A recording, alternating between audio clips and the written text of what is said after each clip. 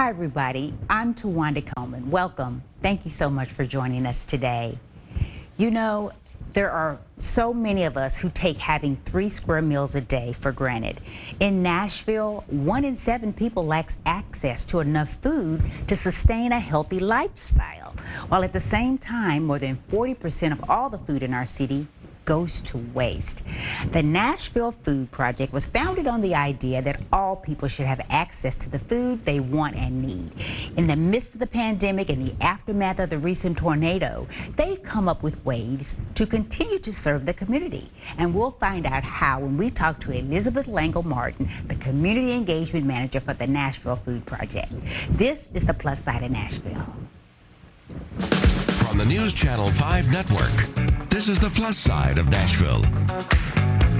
And I would love to welcome Elizabeth Langgle Martin, the Community Engagement Manager for the Nashville Food Project, to the Plus Side of Nashville. Hi, Elizabeth.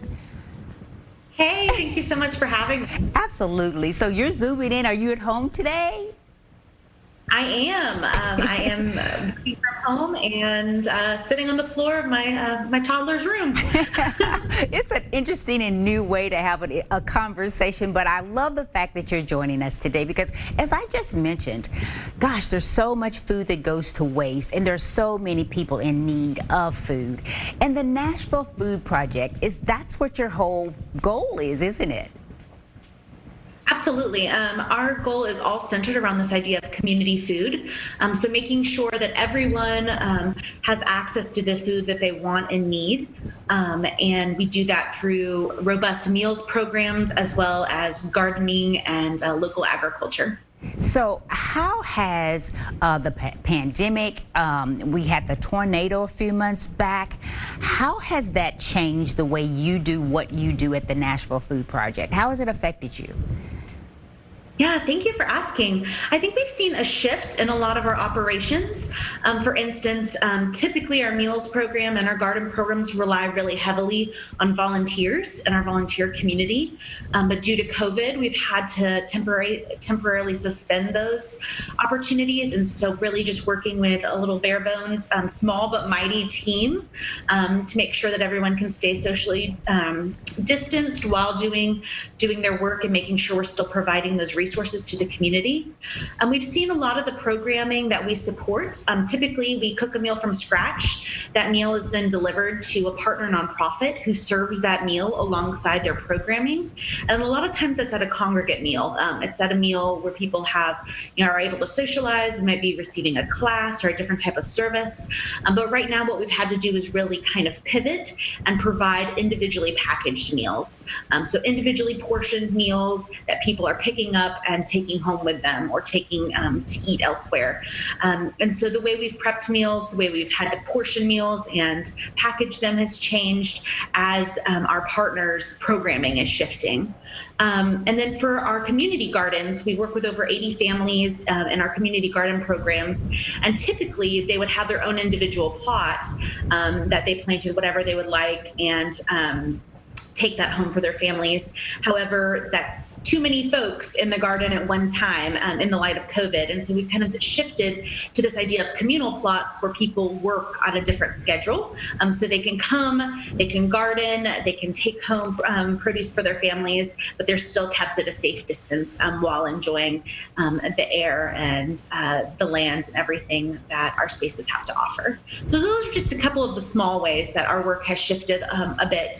We've also kind of been offering some new things to meet specific needs in our community, including bulk produce shares and robust grocery shares of local products and food. Yeah. So we've all had to sort of think of this new normal and how we can change how we do things and still, fulfill the mission. When the pandemic first happened, I would imagine your need for food grew. But then at the same time, you had to rethink how to go about adapting to continue to still serve the community and do what you do. So for a while, what happened? Did you all just have to sit down, regroup and think, how can we socially distance? How can we do what we do and still serve the community? I think Nashville had this really unique position in a sense that, as you know, we were all still coming off these devastating tornadoes that had affected so many members of our community. And so we had pivoted our efforts to make sure we were meeting some emergency needs that way.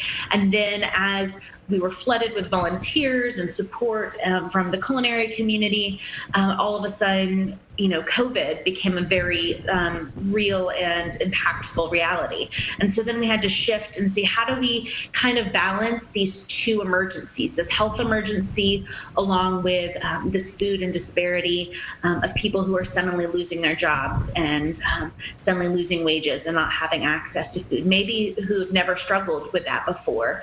And so I think we have had to do some really intentional planning, and a lot of it's been kind of having to respond very quickly and make quick decisions. I'm grateful for an incredible leadership and board that supported that.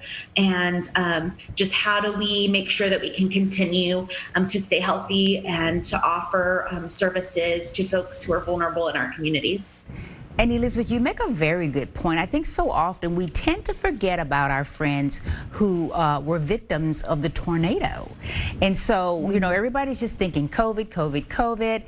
But you have to think about everybody. So we don't want to forget about them.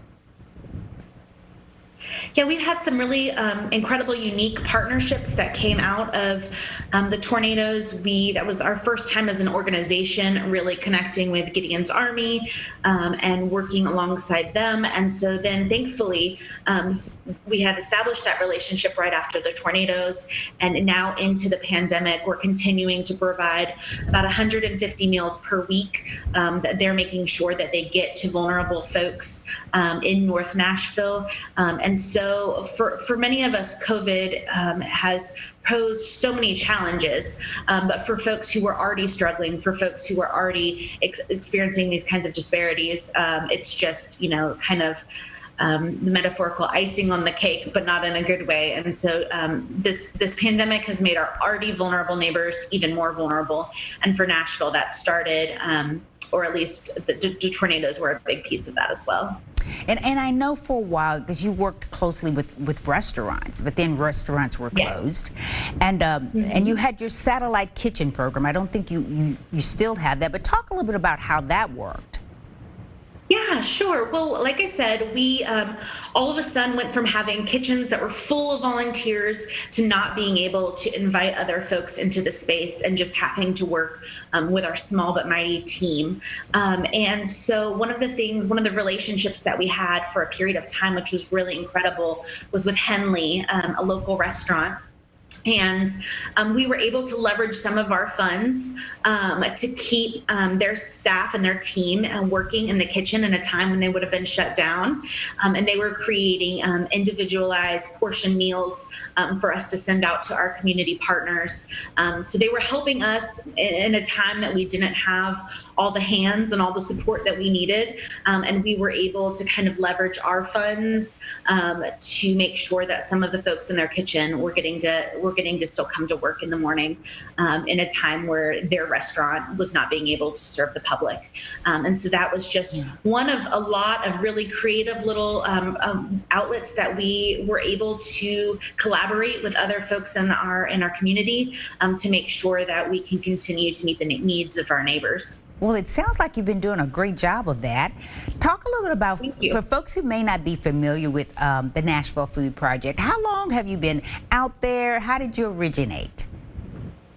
So we originated as a local branch of a nonprofit that was actually out of state. And then we slowly kind of morphed into the Nashville Food Project. We've been around since around 2011. And we kind of went from this more of emergency food organization where we would prepare meals and go out and distribute them directly, and then we kind of have shifted that model into a more collaborative, community-based food. And so what that means is all of our programming is done in partnerships and in relationship. And so all of our meals are served alongside the programming, the poverty-interrupting programming of other nonprofits here in our city. And then we also have a thriving community garden program that allows folks who don't have access to land to garden the ability to grow grow their own food, and then also the support to learn if that's something they're new to. We also have a garden for our Growing Together farmers. Growing Together is a program of the Nashville Food Project that supports farmers who came into the U.S. As refugees and who were farmers in their home countries and who have this incredible skill. And so we support their growing efforts, and they actually grow and sell at a market scale to support their families. And so those are kind of our different pieces. Well, I tell you, you all do great work, and you've got a new initiative that I'm excited to tell everybody about, but we got to take a break. And when we come back, we'll have more with Elizabeth and the Nashville Food Project, so stay with us.